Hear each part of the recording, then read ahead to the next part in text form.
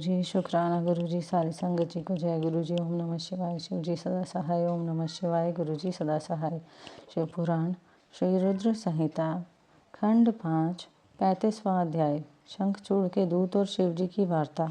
सनत कुमार जी बोले, हे व्यास जी, जब इस प्रकार देवताओं की सेना लेकर भगवान शिव और राक्षसों की सेना के साथ असुरराज शंखचूड़ अपने अपने निवासों को छोड़कर युद्ध करने के लिए यात्रा करते करते रास्ते में रुक गए और दोनों सेनाएं कुछ ही दूर पर रुकी थीं, तब दैत्यराज शंखचूड़ ने अपने एक दूत को संदेश देकर भगवान शिव के पास भेजा। दैत्यराज शंखचूड़ का वह दूत भगवान शिव के पास पहुंचा और बोला, हे शिव, मैं दैत्यराज शंखचूड़ का दूत हूँ और उनका संदेश लेकर आपके पास आया हूँ। मेरे स्वामी ने कहलवाया है कि वे यहाँ आ गए हैं। अब आपकी क्या इच्छा है? तब दैत्यराज के उस दूत से शिव जी बोले, दूत, तुम जाकर अपने स्वामी शंखचूड़ से कहो कि देवताओं के साथ शत्रुता छोड़कर उनसे मित्रता कर लो, उनका हड़पा हुआ राज्य उन्हें वापस कर दो और तुम सुखपूर्वक अपने राज्य पर शासन करो।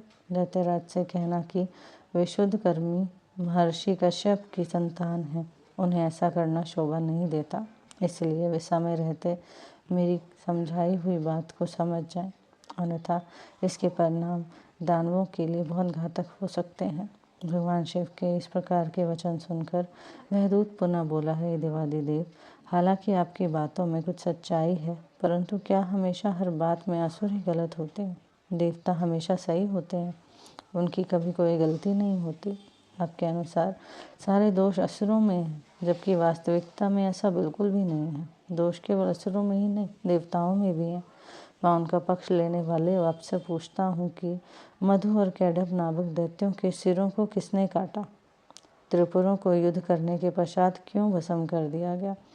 आप सदा से ही देवताओं और दानवों के में पक्षपात करते आए हैं। आप देवताओं का ही कल्याण करते हैं, जबकि ईश्वर होने के नाते आप देवताओं और असुरों दोनों के लिए ही आराध्य हैं। इसलिए आपको किसी एक के संबंध में नहीं, बल्कि दोनों के हितों को ध्यान में रखना चाहिए। शंखचूड़ के दूत के वचनों को सुनकर कल्याणकारी शिव बोले, दूत, तुम्हारी यह बात पूर्णतः गलत है। मैं देवताओं और दानवों में कभी कोई भेद नहीं करता।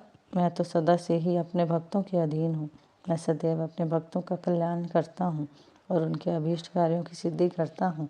मुझे देवताओं पर आए संकट को दूर करना है, इसलिए मुझे असुरों से युद्ध करना ही होगा। तुम जाकर इस बात को असुरराज शंखचूड़ को बता दो।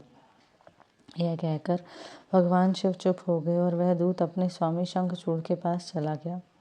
यहीं पर शिव पुराण श्री रुद्र संहिता खंड 5 35वां अध्याय समाप्त होता है। जय गुरु जी।